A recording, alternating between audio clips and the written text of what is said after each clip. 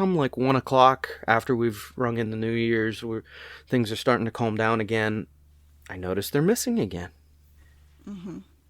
Couple moments later, same thing. I hear, ah! And thunk, thunk, thunk, thunk, thunk. Same people. Uh-huh. Where this time they weren't trying to sneak off and test boundaries, but they were, okay, we've got to, something's happening. We got to prove this. We got to figure this out.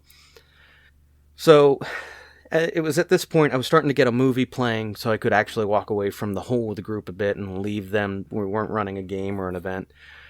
And I was like, all right, guys, let's go. Let's go see what's going on. And we went upstairs to this 3rd floor, sat down and waited. And it was quiet and it was dark. And as we're waiting, they're sitting there kind of antsy and scared and jittery and, quietly whispering to themselves. And then you hear it.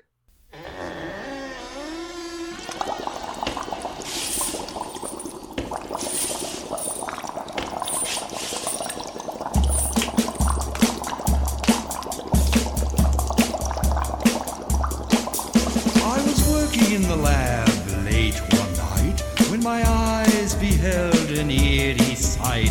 For my monster from his slab began to rise, and suddenly, to my surprise... Good morning, Lindsay. Hi, Robert. How you doing this morning? I'm dragging a little bit, but I'm overall doing well. I'm happy to be alive. Yeah. Hey, and fall is here, so cooler weather and campfires and just, I love fall. Yeah, I like this weather too. It's been really oddly humid for this time of year, but it's gonna cool down, which I'm kind of glad of, because if it's gonna be fall, commit to fall, okay? Just let it be fully fall, please. Are you one of the people who does pumpkin spice everything this time of year? No, absolutely not. Thank you. Absolutely not. Thank you. We can keep being friends. Right. I wanted to see what the hype was about, so I did, at one time, got a pumpkin spice coffee at Dunkin' Donuts, and it was the most disgusting thing. I mean, I can choke down a bad coffee, but this was so bad, it tasted like it was infused with, like, Chinese food spices, like MSG. It was the weirdest thing. I had to dump it. It was disgusting. I feel like I want to throw up with how you're describing that. Oh.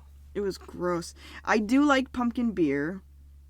Like, Sam Adams actually has one called Jacko's, and that was really good. It didn't just taste like pumpkin, it tasted like, you could taste the nutmeg and the cinnamon, and it was really nice, like one. But I only want one a year, that's it.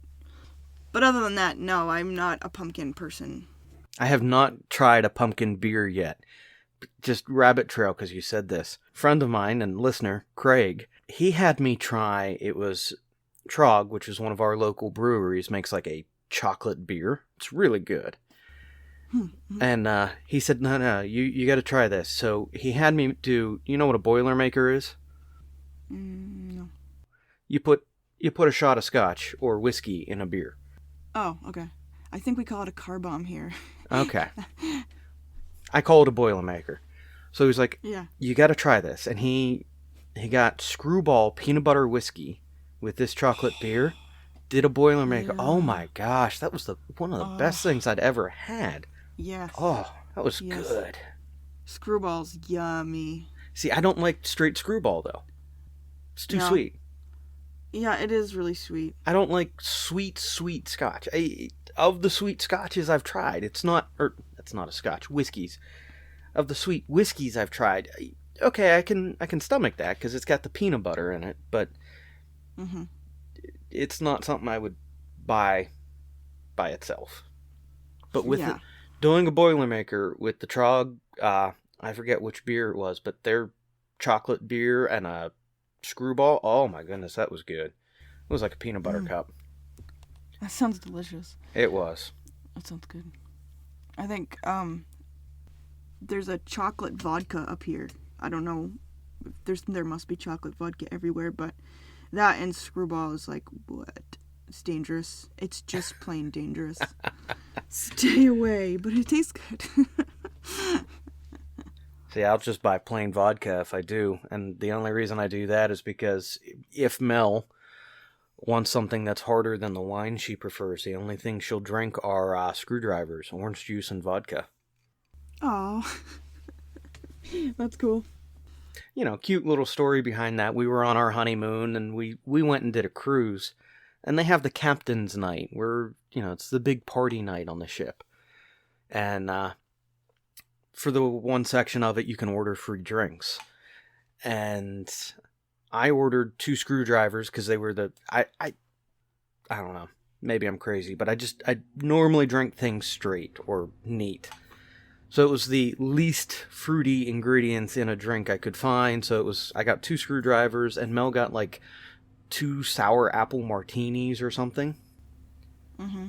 Yeah, I really enjoyed my sour apple martinis because she tried a sip of my screwdriver and took both of them. Oh, that's funny. I went out with Colby a couple weeks ago, and I'm trying to stay keto, and so I didn't want beer. So I ordered tequila, and she's like, just tequila? I'm like, yeah, just tequila. You should have seen the look she gave me, like I had 2 heads or something. It gave me a little bit of pride, you know, that I was being atypical, I guess. I think I'm always kind of atypical, but it was very good. I think it was Hornitos. I've had tequila once in my life, so I don't know. Yeah, I do like it. Nobody I know likes it, though, besides me. I like the taste. Okay. Hey, power to you. One of these days, we're going to get with Ken and Your Nell. people. Yeah, my people. They've got their own podcast they're doing as well, just the 2 of us. And one of these days, I'm going to get with them. Well, we're going to get with them, and we're going to do the alcohol episode. So Yeah. it just depends on when our schedules when our schedules align. Oh. Yeah. But When do they record? During the week, do you know? they don't have well, they're married, so they record when they have time. They don't have a set schedule like we do. They should have plenty of time. No, I know a lot because of what... the whole thing is they don't have children. What else do they do? Oh, they do a Well, lot. I don't know, but They do a lot. They've got a couple irons in the fire with different businesses, and so they are busy. I'll give them credit for That's that. cool. And I'm just teasing. Guys. Sounds I know like you're there's- buying drinks. But no, I'm getting myself they're in trouble already. they're busy. And they do a lot of traveling too. Do Because they've got Must be nice. well, they've got a vlog channel that they run as well on YouTube, and it's Kenny and Nell, I think it is. It's either Cute. Kenny and Nell or Nell and Kenny. I don't remember which order it is, but they do a vlog travel channel. I'll just put links in the description for this week as well. Yeah. That that's pretty cool. So I've enjoyed their videos when they put them up. Anyway, all of that aside, with it being fall, and with when this episode comes out, it's Halloween week. Yay! My kids are so excited. Now, with Halloween, do you guys normally dress up? Like the whole family or just the kids? I don't want to spend money on a costume for myself. So if I come up with an idea that I can sort of do, like I was Colby one year because it was funny, but then like I can't really do that every year, so that was it. Well, okay. I had like... If you were Colby one year, did you get him to then dress as you? No, with the way... So this is the first year that his job hasn't kept him working until like 5:30, 6 o'clock at night. So he's always missed the trick-or-treating, trunk-or-treating type thing. So, but maybe this year he'll make it because it's earlier in the day and it's on a Sunday. So we're going to do trunk-or-treating. And if I lived in a neighborhood that had a lot of houses that you would want to go to, maybe I'd think about taking them actual trick-or-treating. But we live in a really rural area. Those are my tricky words. And so it wouldn't really be any fun. Like, we go to our neighbor's house, who's super, super sweet, and she gives them candy, and it's really nice. But we go to all the churches in the area do trunk or treating, where they decorate their trunks like all Halloweeny, and a lot of people have games and things you can do, and there's prizes and copious amounts of candy. And so my son got invited by a girl at his that he used to go to school to her Halloween trunk or treating thing. So we're all going to go to her church this year instead of our normal church. So that's cute. Almost every year. We kind of did it last year. But we started a trunk or treat shortly after I came on as the youth director for my church. And I'll tell you what, that's one of the greatest events that we do every year. Have done every year. As far as pulling people in? It's just a great time to throw the doors open for the community, to provide a safe spot, because we've got this nice little oasis in the middle of the city with a big parking lot. So it's, you know what, come on in. You're not running along the side of the street. We do, we've got a little haunted trailer that gets set up normally. We've got a bunch of people who will set their trunks up and dress up and have fun with it. Occasionally we'll have the fire ring out depending on weather. And it is this great little connective and outreach event just to say, hey, this is who we are. We're going to have fun. Yeah. But we're still a church. We're still presenting the gospel in loving our neighbors. Yeah, I love our trunk or treat when we do them, because they're fun. What's a fire ring? Fire ring? Fire pit. Oh, a fire pit. Okay. Yeah, sorry. Sometimes I call it a fire ring. Yes. And what is your haunted trailer? What is that about? What do you do? How do you make it scary? No.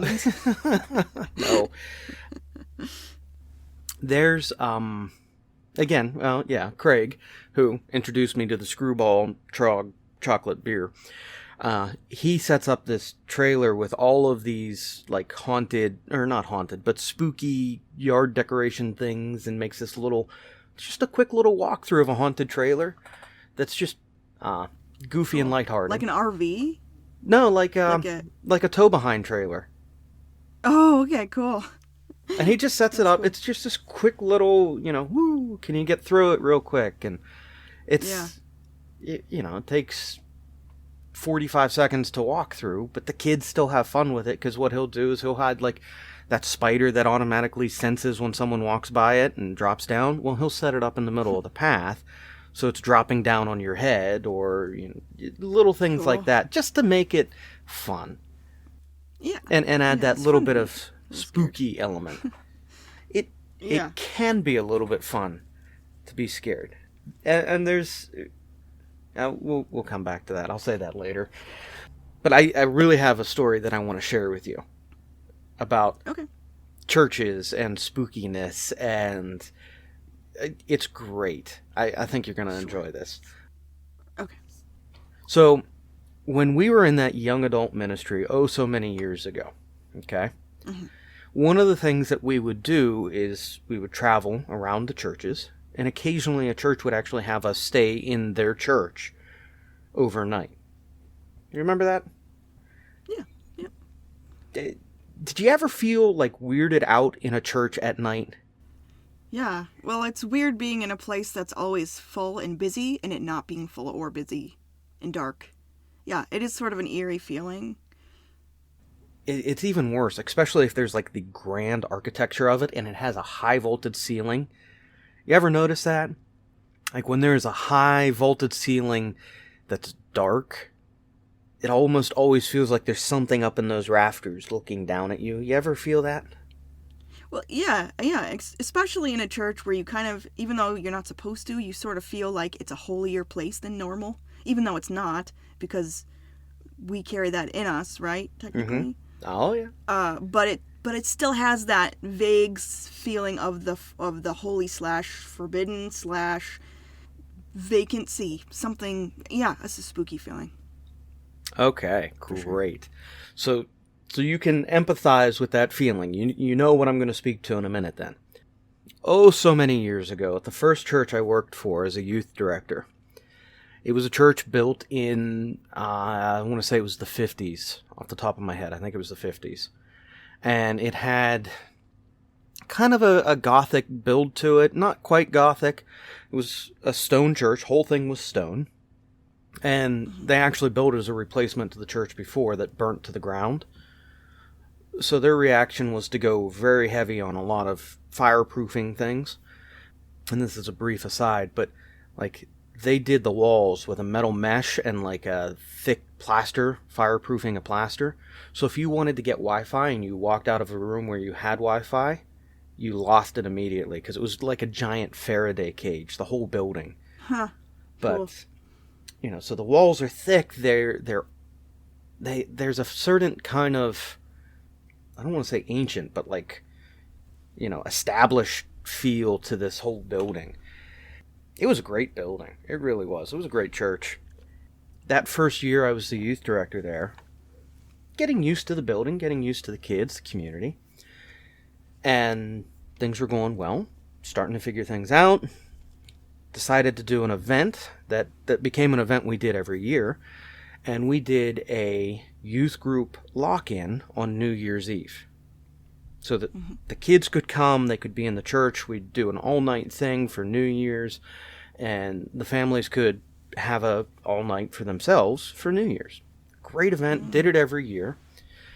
As the youth director, there's always a tension between you and the students, especially in a lock-in.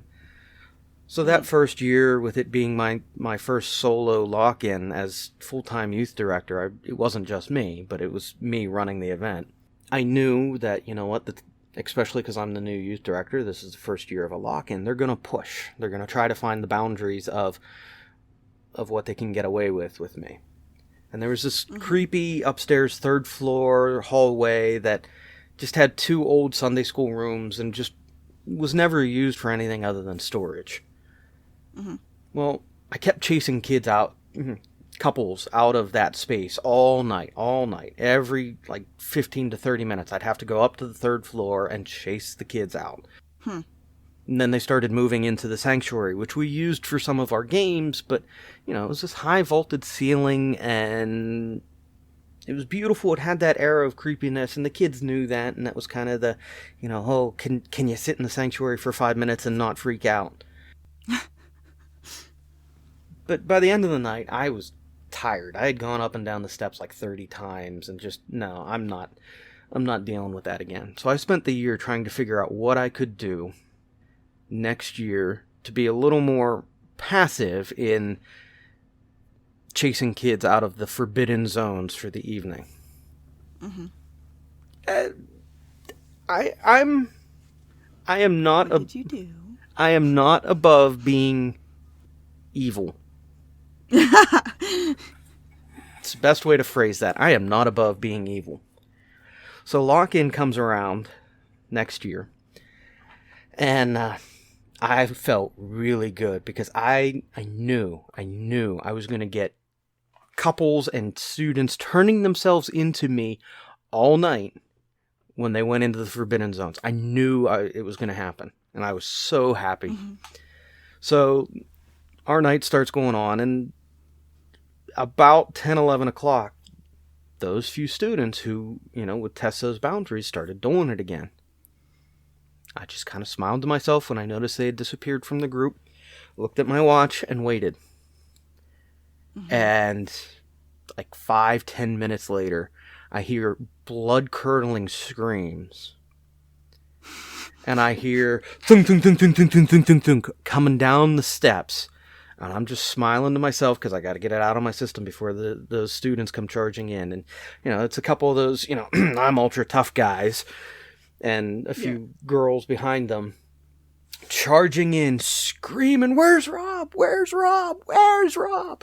You know, guys are white in the face. Girls are white in the face. I'm like, what's wrong, guys? What's wrong? And they're like, "There's something in the church. What's going on?" What are you talking about? There's nothing in here. I locked all the doors. I cleared the building before we started the evening. It's good. We're fine. We're safe. No. There's something in the... Look, you guys just heard something. You're freaking out. Don't worry about it. Look, we're doing this. And so we moved on with the night. Come like 1 o'clock after we've rung in the New Year's, where things are starting to calm down again, I notice they're missing again. Couple moments later, same thing. I hear ah and thunk thunk thunk thunk thunk. Where this time they weren't trying to sneak off and test boundaries, but they were okay. We've got to something's happening. We got to prove this. We got to figure this out.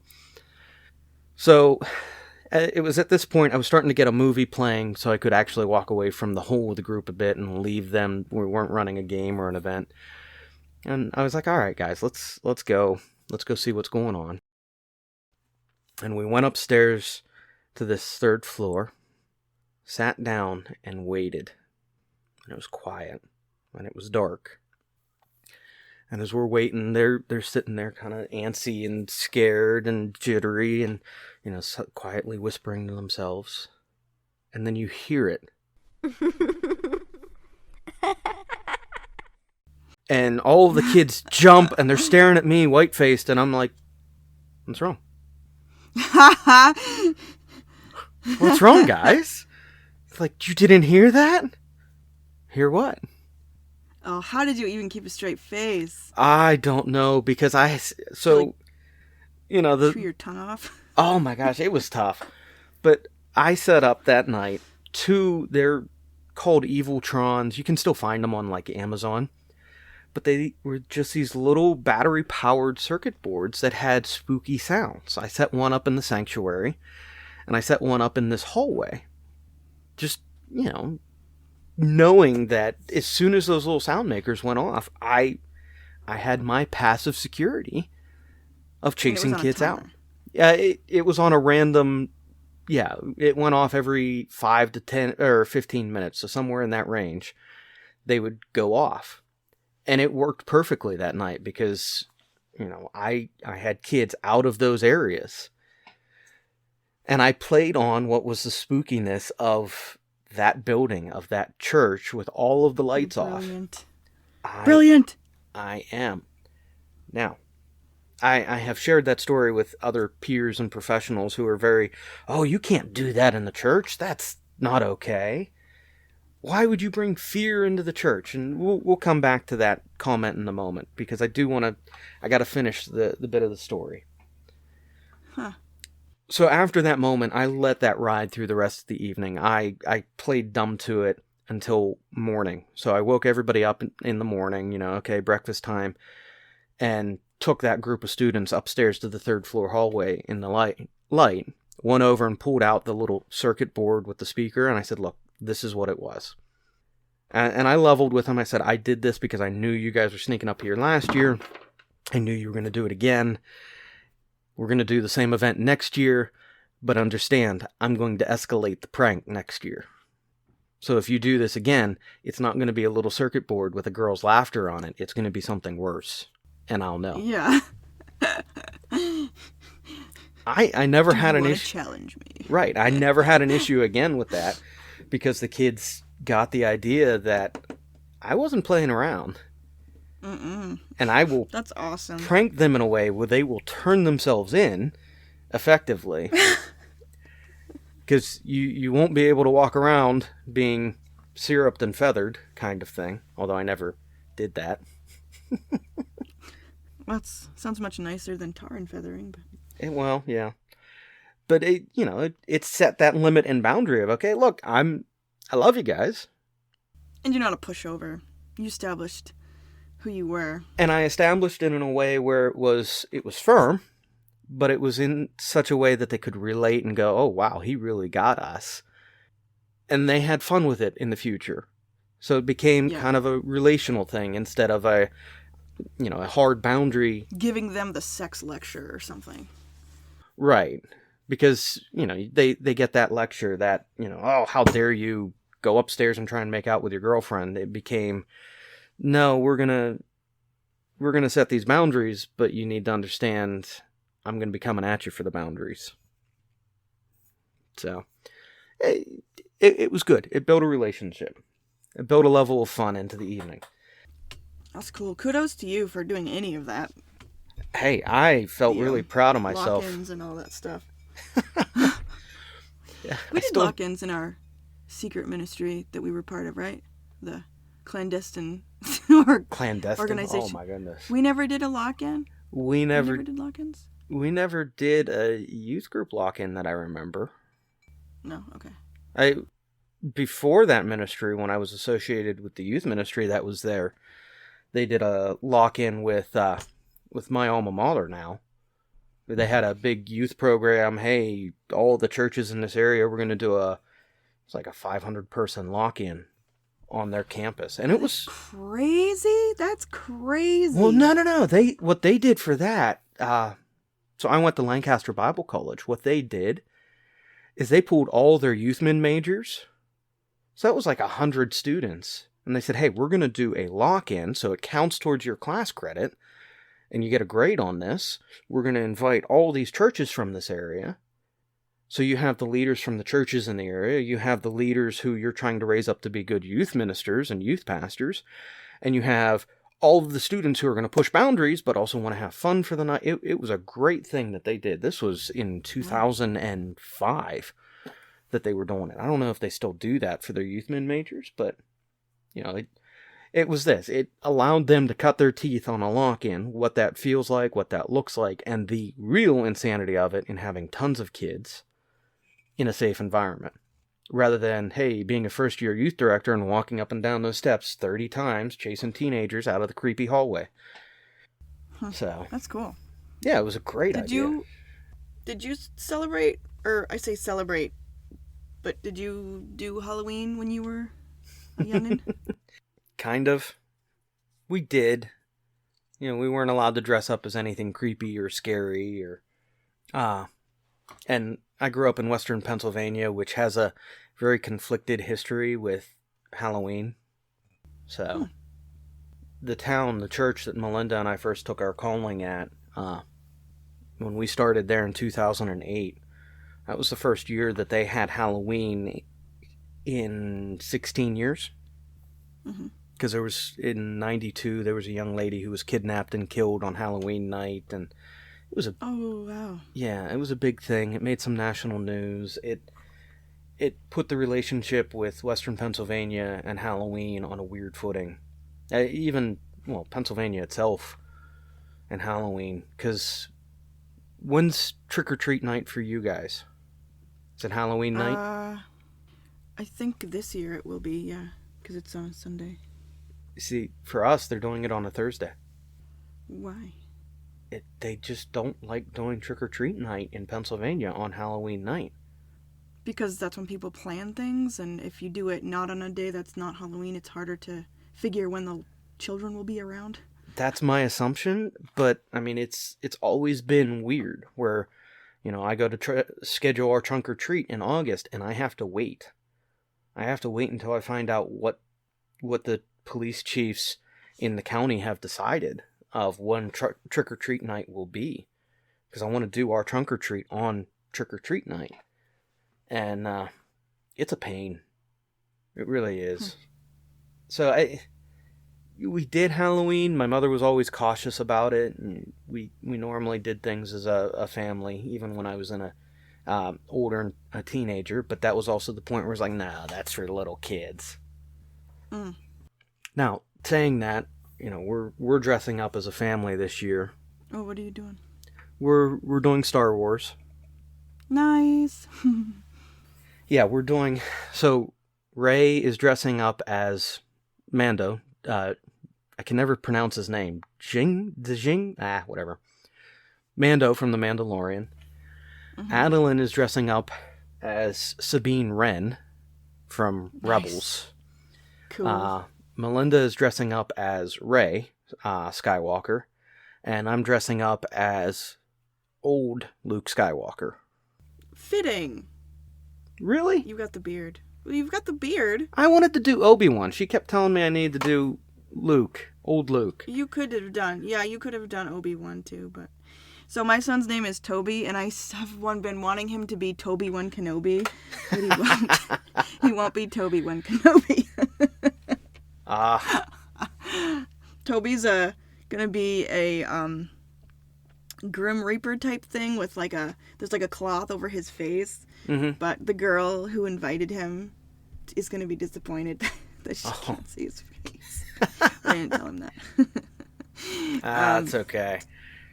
Maggie wanted to be a fairy, which was a hard one to find online. So she's happy, but it's like wings and a skirt and like a tiara thing and a wand. It's not really, I guess that's a costume. It's just not like an outfit. And then Evie wanted to be a ghost at first, but I couldn't find anything that wasn't scary or made for babies. So I convinced her to do a ninja, so she's a ninja. Oh, that'll be cute. Yeah. I'll say this. One of the fun things this year with Halloween is I'm printing things for all of our costumes.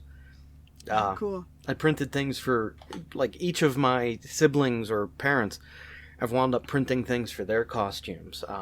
Like my mother, I printed the crown from the Queen from Brave.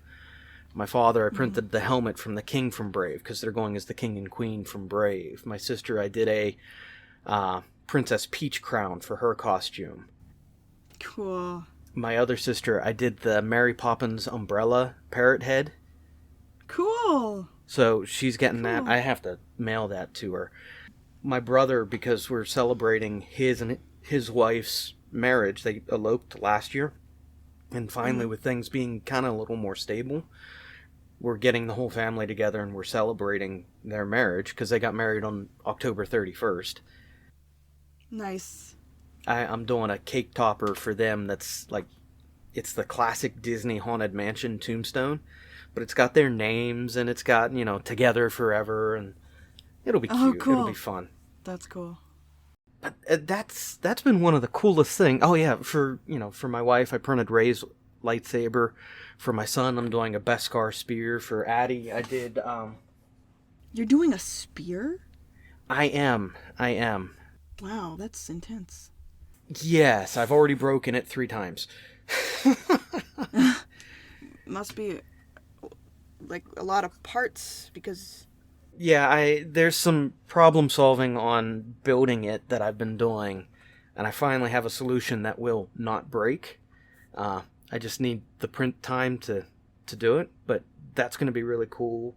My daughter, I printed Sabine's blaster, so, the kids are having fun with it as well, because they're getting these things that are part of their costume and very personalized to them.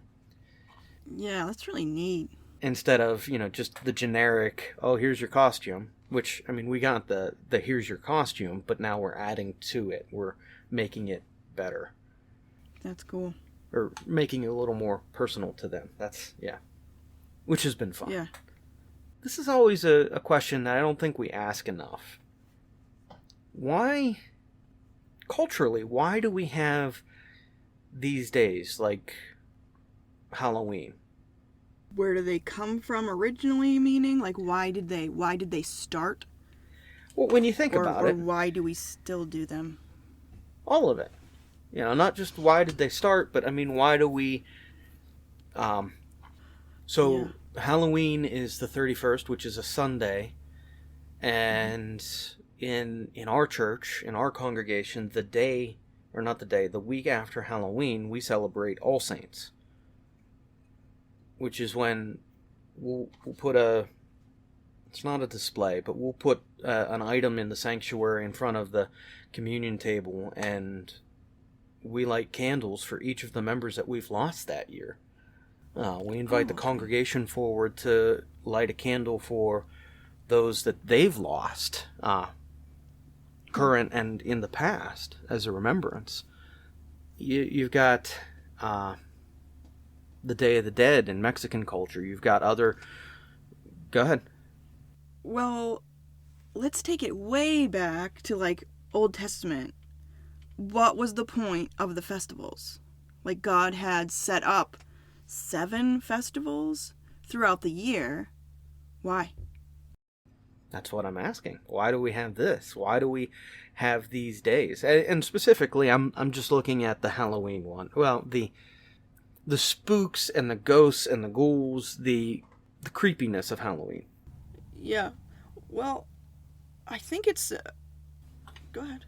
With your point that you brought up from the Old Testament, it was to pause, to remember, to focus on a very specific event or a very specific time of worship around something. Yeah, exactly. I keep thinking of the Feast of Booths. I can't remember why they did that. I think it was Feast of Booths. I think it was to remember how transient their lives were in the wilderness. So you built a booth, and then you had to go sleep in the booth. And I think it was supposed to remind you what your ancestors did in the wilderness. But yeah, I think the purpose of the festivals and the days to remember things that God or we don't want to forget. And so there's this nature within us to almost build man, words are not doing well with me today, but to build this memorial-esque moment or activity or process around something that we've seen or dealt with in the past. But even so, looking at Halloween, part of what I look at and see is there's almost a morbidness to our ability, thank you, morbidity to how we process death, those we've lost, and the fact that we too will die. You know, how do you relieve that stress? And I think that's part of what Halloween is and can be for some people.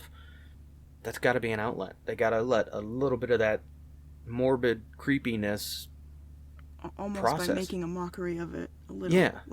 It's not a big deal. I'm a ghost. Haha. Exactly. Maybe? But then, we have the elements of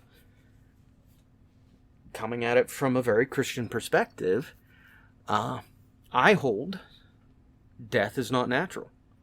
It was not what we were supposed to be or experience within creation. So death is this unnatural thing that our spirit cries against. Because our spirit is, we hold, is eternal. Right. So why this tension? Why this even spookiness within a church at night? What about the spiritual throws us to this point? Well, you're right about the tension. I think is that where the tension comes from, is we're not supposed to die. How can I die? How can I just not be here anymore? That's bizarre. That's weird. So maybe that's what makes Halloween interesting, because we don't really believe we will die. We don't really believe it, I don't think. Well, but I think it's even fair to take it a step further to say that the spirit within us, the spark of who we are, that's part of what I would describe it as, is looking at, yearning, and has some sense, some feeling towards what the spiritual is. So how do we then walk in that understanding of being spirit, but being bound by flesh? And, part of what I would say is the original sin has divided the spirit and the flesh more than we're comfortable with. What?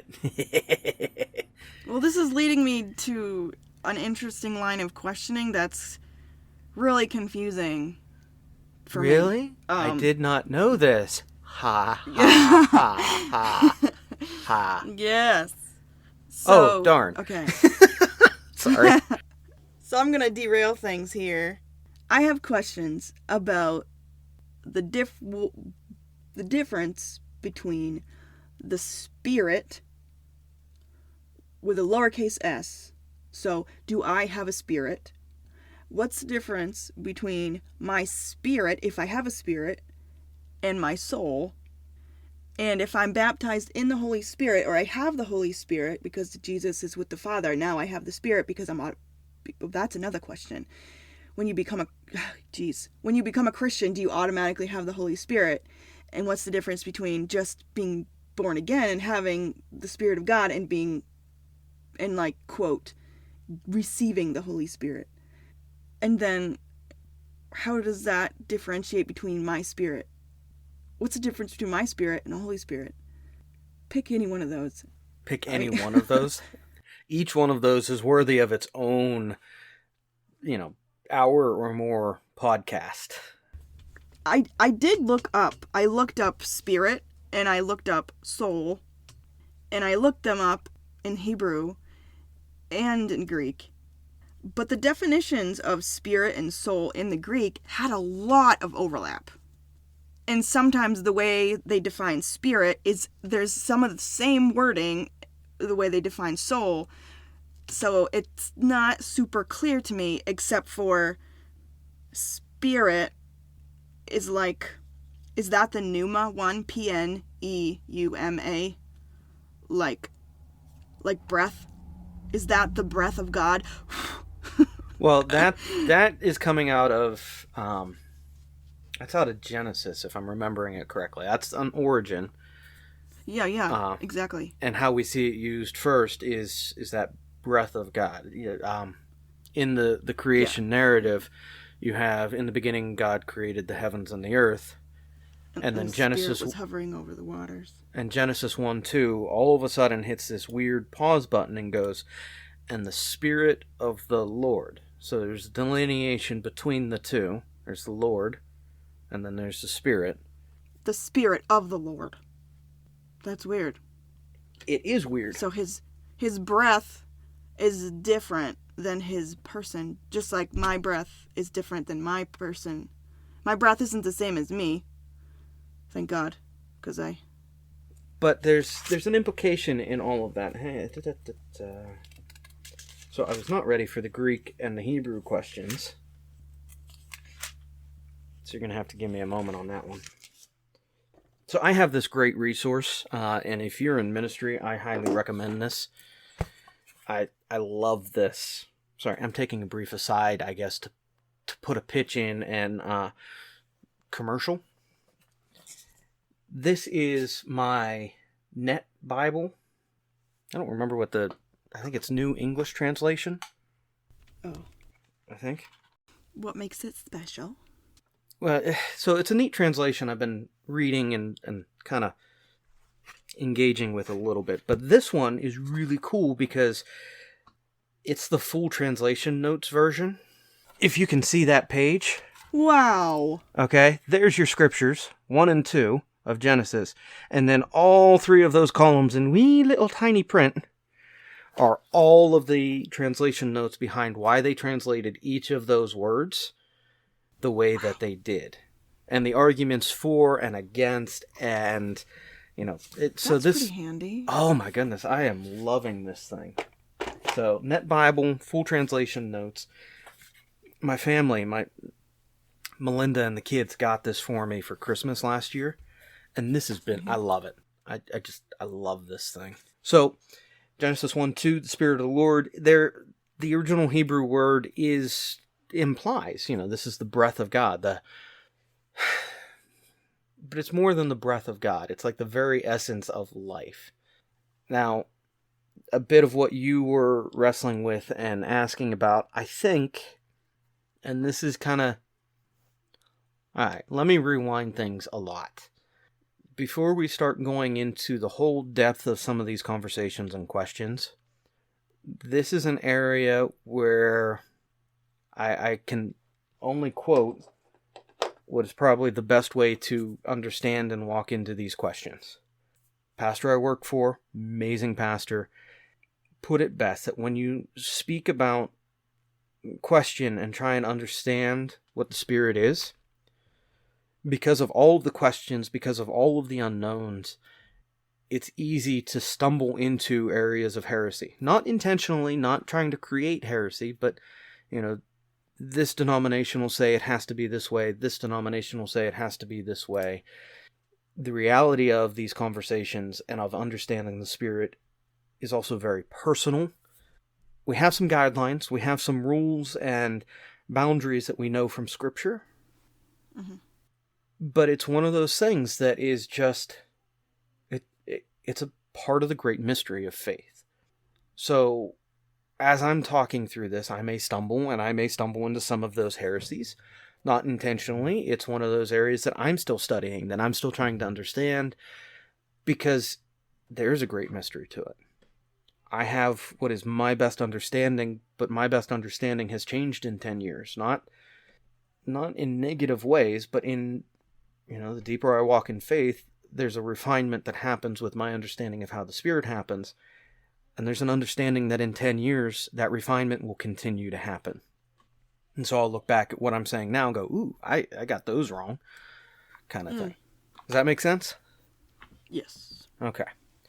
So out of that, how I look at it is, you brought up one of the first delineations of soul and spirit. What's the difference?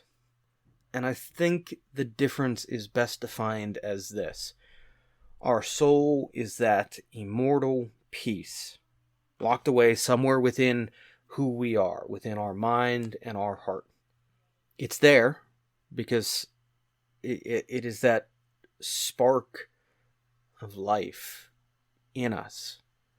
And I think the Spirit is the best explained as the cumulative of my soul, my thought, and my heart being the emotions.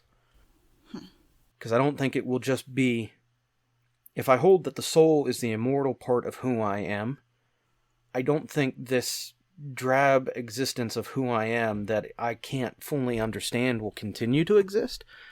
I think the continuation of existence is the whole of who I am, and that's best expressed as the spirit, the combination of what is the immortal side, the soul, the combination of what is my intellect, my mind, and the combination of what is my emotion, my heart. Does that make sense? Sort of. But when you're not saved, what part of you is dead then? What's the part that's not alive? Wouldn't that be your spirit? Or do you have a spirit before you're saved? I would say that we all have spirits. But they're dead before we get saved? Because of the curse or something? If your soul is dead, it's there, but it's kind of destined for death. Can anything else go on? So is it dead or is it destined for death?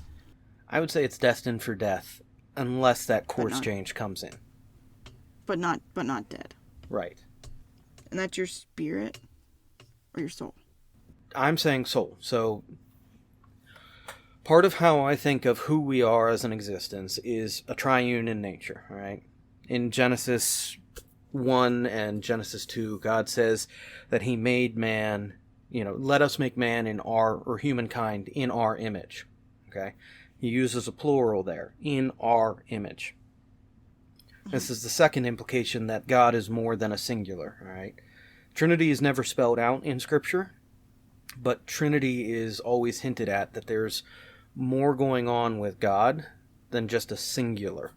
And not like a pantheistic, but as we understand it within the Trinity, God the Father, Christ the Son, and the Holy Spirit. Mm-hmm. So when God says, let us make man in our image,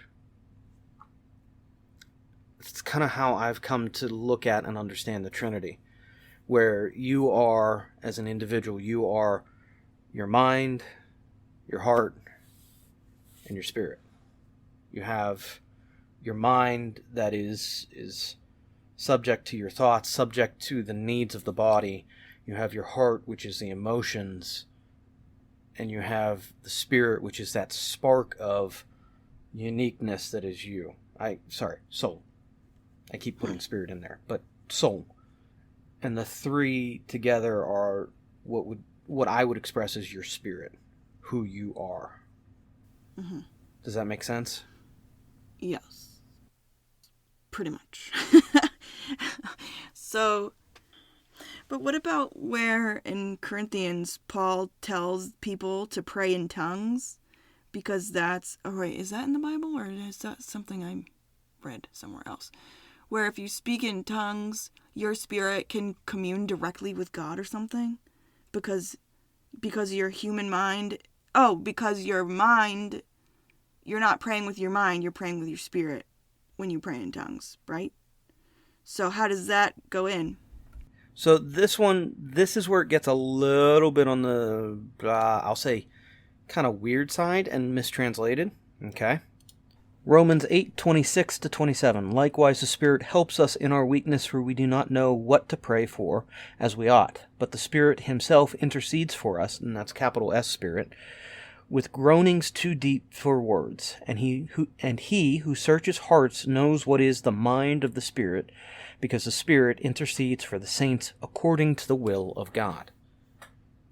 Now, that's been extrapolated out into speaking in tongues. Well, but that's not exactly the passage I was thinking of. Oh? It's where Paul is admonishing the church about tongues. 1 Corinthians 14? That the one you're speaking of? Yeah, yeah. Oh, hold on, let me go there too. Okay. 1 Corinthians 14:13. For this reason, the one who speaks in a tongue should pray that they may interpret what they say. For if I pray in a tongue, my spirit prays, but my mind is unfruitful.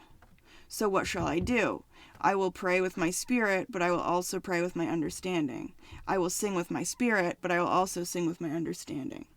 Otherwise, when you are praising God in the spirit, how can someone else, who is now put in the position of an inquirer, say amen to your thanksgiving, since they do not know what you are saying? So, that's kind of the verse I was thinking of. Mm-hmm. Well, you got to go a little bit further in what Paul is writing, okay? You got to go to verse 6. Now, brothers, if I come to you speaking in tongues, how will I benefit you unless I bring you some revelation or knowledge or prophecy or teaching? There's an aspect and a rule that is not followed well with tongues. Yeah, but well, that's not what we're talking about. We're just talking about...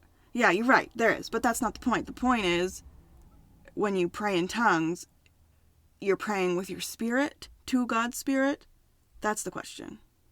Not like the decorum and the rules for tongues, but what's happening when you're praying in tongues. And is it that, under the definition of soul, or in spirit, how you sort of delineated those things, how does that fit in? This fit in with your definition. That fits into the depth of who we are. Have you ever been so grieved that there was nothing you could speak, nothing you could say to the depth of that grief initially, or the depth of that hurt? Yeah. It's that. And it's not always hurt and heartache. It could just be there's a hunger or something that is not able to initially be expressed in words. And the only thing that we can do is sit with God, sit with Christ, sit with the Spirit. Sit with the Spirit. Yeah. And that's more of speaking with tongues. It's aligning. So, all right. This is something I guess I've spoken to a little more openly, but I'm always cautious about it. But one of the habits I learned is I have to hit pause. I have to figure out a way to carve out time for me to hit pause and to sit with and speak and be with the Spirit. And I learned that a long time ago of, I have to do that. And so one of the things I've done is to hit pause, I'll stop and have a cigar. So me sitting and having a cigar carves out normally an hour of time for me, give or take, to just not be around people, not be inside, not have technology, just I've got nothing. I'm just me and the cigar. And in that, I'll stop, I'll pray, I'll sit, I'll listen. And it's having that silence. Okay. I've done the same thing when I go hunting as well, where it provides me a stop to be stopped. And to listen. And there's a depth of prayer that happens in those moments of silence. Right. There's no verbalized gibberish that's happening, but there's a communing with the Spirit in a way that is something I can't do when I'm moving, when I pray throughout the day, or when I'm thinking of someone and praying for them. There's a shift in intention, is maybe the best way to phrase that. Yeah. And I think that's more what Paul is getting at, is there is a personal aspect to the prayer language, and there's a very public aspect to the prayer language. The public aspect that is speaking in tongues requires translation, and not, I have just spoken in tongues, now let me translate. That, nope, big no-no. Yeah. That's a big no-no. Right.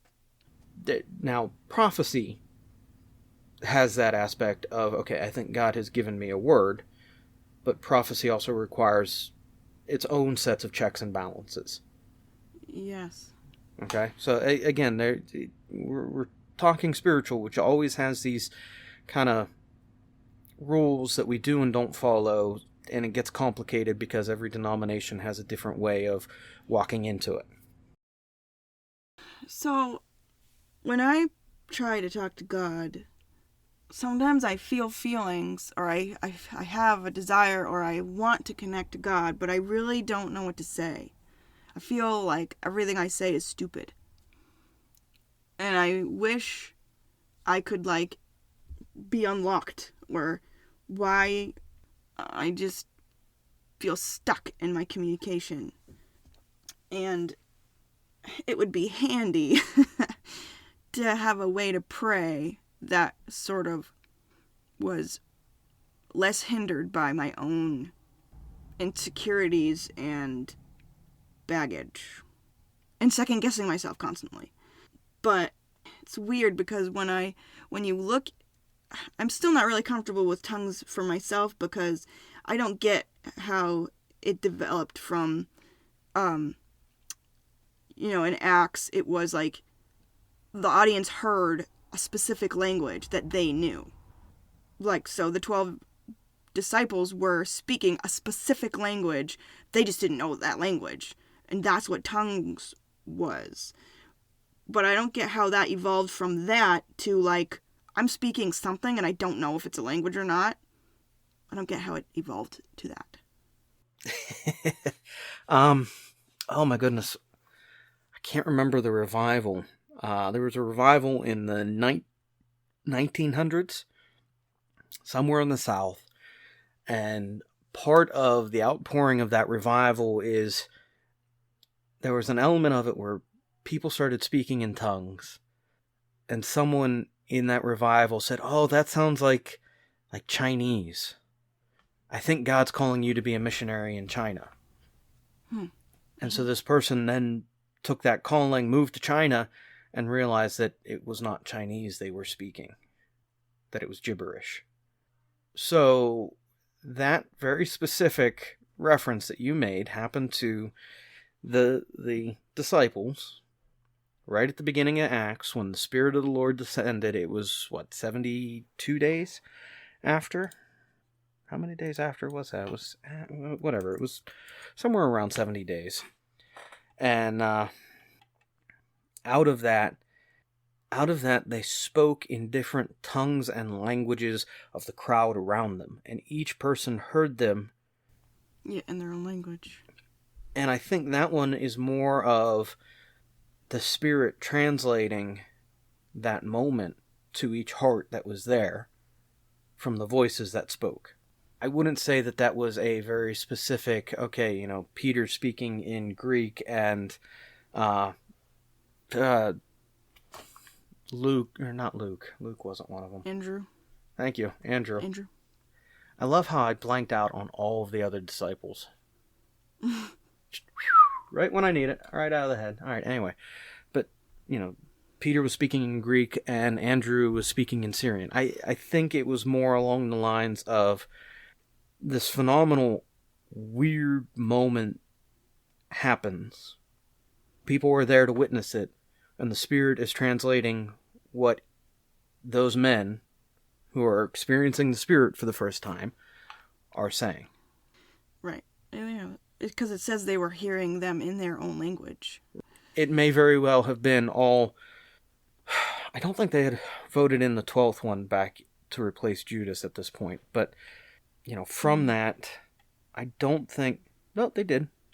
So Matthias was already in. I don't think that they were speaking in different tongues as much as it was the Spirit just translating the whole of the conversation as they're going, what's going on?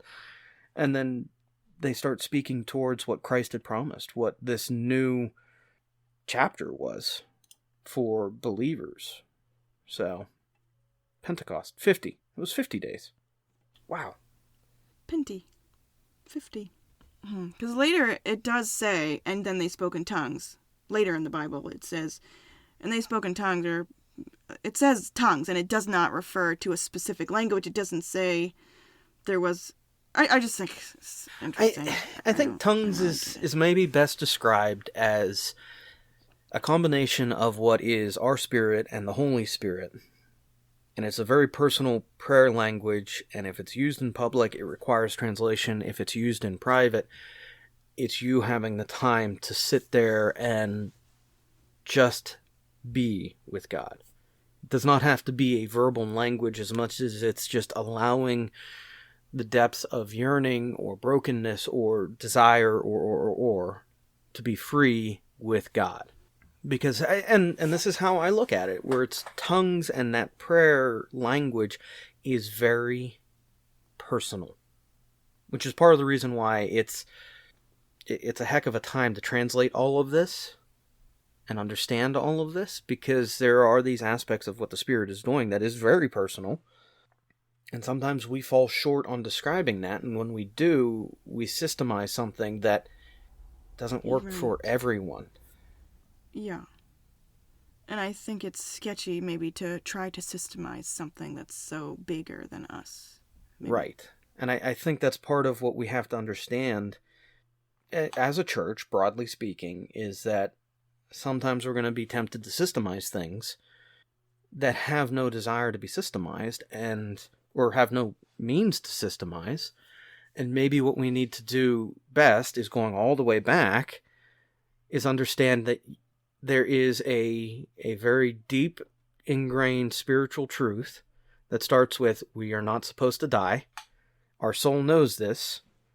It's expressed through our spirit, our heart, our mind, our soul. Mm. And so when we enter into things like Halloween or, the festivals and celebrations that we have, trying to understand and reconcile ourselves with death, those we've lost, and the fact that, hey,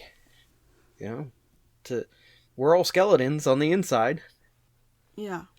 Kind of thing. I thought of a really interesting thing just now about connecting the desire that the church, that people have when God moves and does something to systematize, to package it, and make it reproducible, basically, is what we want. Something that's reproducible, and consistent and predictable, which all I can think of is C.S. Lewis, where somebody says, Aslan is not a tame lion. He's not tame. He's not going to do what you want him to do just because you want him to do it. But I was thinking of, speaking of booths, this is so funny because this comes full circle. You know how during the Transfiguration, like something wild and crazy happened on the top of that mountain, and there was a voice from heaven, and Moses and Elijah were there with Jesus, and Simon, Peter, and John or Andrew, there was James three. and John. Yeah, and Peter, because he put his foot in it again. I guess it doesn't really matter who it was, but my point is, something amazing happened, wild and crazy, and holy smokes, wow. And there's Peter, and he's like, hey, I have an idea. Let's build a booth. Let's should we build something permanent here? Should we camp out here? And Jesus is that when God spoke from heaven? he's like, no, we're not going to camp here. This was great. This is good. But we're not going to camp here. We can't camp here. We're not building anything here. Right? So the best way I heard this equated, and I love this, okay, because it's funny, it's lighthearted, and it takes this moment and helps you understand a little bit more from our perspective. I heard a pastor say that what happened is, Jesus goes up there. He's talking with Moses and Elijah. And I mean, these are like two of the biggest superheroes of the Old Testament of prophets. You got David, who is this amazing king and political kind of spiritual leader, but Moses and Elijah are like the superheroes of. So when Peter speaks, and this is where the pastor provided a little bit of extra commentary that just makes it fun and relatable. Yeah. Peter is looking and saying, this is incredible. We need to build like a whole amusement park up here so other people can come up, they can see this, they can partake in this, they can get what's going on. And you are correct. We can sell lunch boxes. Exactly. And Peter wasn't looking to monetize it, but he knows that what he is experiencing in witnessing this moment is huge. It's huge enough that other people should be able to witness it as well. That other people should be able to come, experience the encounter, and walk away going, wow. Yeah. I need to bring my whole friends and family back. So, yes, that's exactly it. And it's right after Peter says that the cloud descends and God's voice appears, and it's, this is my son with whom I am well pleased. Boom. And everything's gone. The moment has passed. And Jesus looks at, it's Peter, James, and John, and says, yeah, don't talk about this. Shh. Isn't that exactly the opposite of what they want to do? Well, again, how do you reconcile with what you've just seen and experienced? And it took them a while. It took them walking with and understanding, again, that this was a moment for us, so we can testify to it later. It's not repeatable. There's no systemic way that we can recreate. And we miss that as a church, where it's, the Spirit of the Lord, when He moves, and the best thing we can do, align ourselves with Him. Not try to align Him with us. We align with Him. And that's the tricky part of the Spirit, because it's deeply personal. Yeah. But when you know. And there's a transcending peace and very much mountaintop experience where you're like, I get that. I don't know how ever to recreate that again, because I've had moments with the Spirit I've been like, great, can I have that again? And it's never happened in my life again. No. And what if that is a sin? What if that's exactly why... Remember that story in Samuel-ish? I think it's Samuel, where Saul wants to go kick some Philistine butt. However, Samuel isn't there they're supposed to do some kind of sacrifice beforehand to, I don't know, kick it off or say, okay, this is for you, Jesus, or something like that. So he's waiting for Samuel, and Samuel is not coming. So Saul's like, okay, I'm going to do this myself now because I need to get going. So he sacrifices the oxen or whatever, and then there comes Samuel, and he is mad because Saul did not wait for the Lord. He tried to recreate something that is good in the right time and right place, but it was not his job. And maybe isn't that also the sin of Aaron's sons? Maybe that's what it means by strange fire. Possibly. You remember that weird thing where they took strange fire into the temple? Could that be what that is? Is trying to do something that's supposed to be, to try to recreate something that is supposed to be holy, but not doing it in a way, just trying to recreate it instead of waiting for the Lord's fire from the Lord, just trying to do it yourself. Yeah. Cool.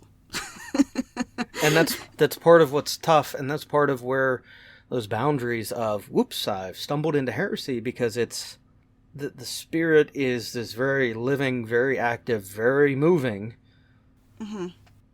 piece of worship, And if I come at you saying, I've got it systemized, I understand it, I know, don't trust me. So, whoa. Wait a minute. How? So, I'm with you. I agree. And I agree. But how then do we have the gall to have a tent meeting or have some kind of crazy service and tell everybody what's going to happen? Like, come to this healing service or come to this revival because it's going to happen on my watch. Like, does that make that wrong, to do that? I think so. I think it's okay for us to say, look, we're going to have a revival in that we are going to seek to bring a new life or a new aspect of ministry into what we're doing. Mm-hmm. But I think that requires prayer, that requires the leadership of the church to be on a page, and that is not walking into a revival expecting that we will call down the Spirit. The Spirit's going to move. Mm-hmm. And when the Spirit moves, it's this. When true, legitimate revivals have happened, very rarely is it someone saying, I will have a revival intentionally. I actually don't think that has ever truly happened. Doesn't it start with, like, people repenting and being on their faces, sort of? It starts with aspects of true worship, and there have been revivals that have been true and legitimate and overflowed into the greater community and have sparked a whole new era, but I don't think it has ever started with someone saying we are going to intentionally bring the Spirit and bring revival. I think it starts with people intentionally walking into repentance and then walking into true worship, and then the Spirit moves in marvelous ways. So this systemized... Okay, so nothing against Billy Graham and nothing against what he did. He did a ministry of revival that wasn't seeking to, call the Spirit down, but it was a missional ministry more than a revival ministry. But they called it a revival. And there's a neat story with Billy Graham and my family that I'll have to share sometime. I've got some connections with that. That's pretty cool. But he had, I think it's fair to say, that he had the Spirit on him at a point that created a ministry that was intended to go out and preach the Word, draw people's hearts to the Word, but not create revival like we think, this spiritual outflowing of tongues and prophecy, as much as it was to draw people to the Word, to draw people to worship. Yeah, his focus was really about salvation, the moment of salvation, and that seems like to be what it was really all about, was getting people saved, and that was sort of where it ended. Right, and revival and crusade have been tossed around with him and what he's done in the past, and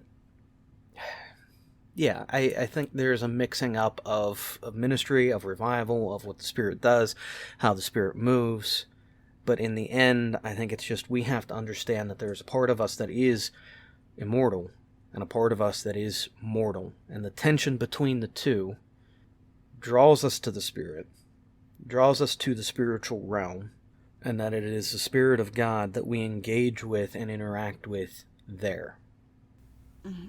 Because it's that Spirit of God, that outpouring of love through Christ, that outpouring of original creation and blessing in God, all of that expressed in that Spirit that lets us begin to walk with, interact with, and understand. And that there is a deep yearning for that that's expressed through things like Halloween, through things like trying to understand our mortality, and that just walking into it there, we can begin, even in baby steps, a small journey. That was very concise of you. Way to bring it around. I told you, I had plans, I had intentions. How am I freaky? Yeah, you're good at that. Good at what? You're like talking, we're like talking. I'm talking and you're like playing chess. It's 4D chess. I just appreciate that. It's a talent. You have a talent. I'll admit it can be a little bit creepy, and even from my end of things, where I'll be sitting there and be like, oh, hey, look, here's a connection. Oh, gosh, I need to stop this. I'm scaring myself. But yeah, that was good, and it's a good starting point. Anyway, It is, and all of the questions that you listed, like I said, there's a couple hours worth of discussion, podcasting, ministry, and years of study behind all of them. Well, and it's part of what we have this podcast for. We're interacting, exploring. We're looking at the world in new ways. And hey, it's okay to be different. It's okay to ask questions. There is no question that we should be scared of. Yep. On that note, happy Halloween. Happy Halloween. This was a bit of a longer one, but it was fun. Yeah, have fun editing. Yeah, and what I got to put that creepy little girl's laugh in this somewhere. You need to do it at the beginning. Yeah, I should. I'll have to find that. Creepy music. Make something fun. Monster Mash. That's the perfect Halloween song. I love that one. Yeah. Well, quick aside, I'll have to find the video too, but like in 2019, as I was getting ready for Trunk or Treat, I did a promo video of, I had this skeleton that appeared at my office for Trunk or Treat. Someone just made it appear. And so I just made a video of it going through my day at the office, typing at the computer and all this goofiness. And at the same time, I was running like Instagram posts of, I got a leg up on my day, and the skeleton's leg was hanging from the ceiling in my office. And yeah, that's cute. I don't know. I had fun with it. All right. Goofiness aside, it was good talking to you. You too. I'll talk to you soon. Yep. Bye. All right. Bye.